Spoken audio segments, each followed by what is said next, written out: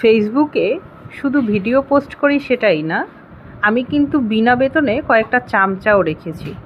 আপনারা হয়তো সেটা জানেন না, বাট আমার কয়েকটা চামচা আছে যারা বিনা বেতনে আমার কর্মচারী হিসেবে খাটে, যাদের কাজ হচ্ছে আমার পিছনে সমালোচনা করা।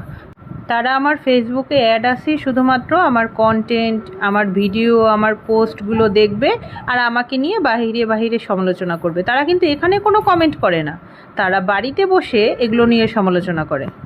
আরে ভাই, সমালোচনায় উঠতেও না যোগ্যতা লাগে। আমার যোগ্যতা আছে, তাই আমি কন্টেন্ট তৈরি করি, আমি মানুষের সমালোচনায় আসি। তোদের তো সমালোচনা করাটা যোগ্যতা আছে, সমালোচনায় ওঠা যোগ্যতা নাই।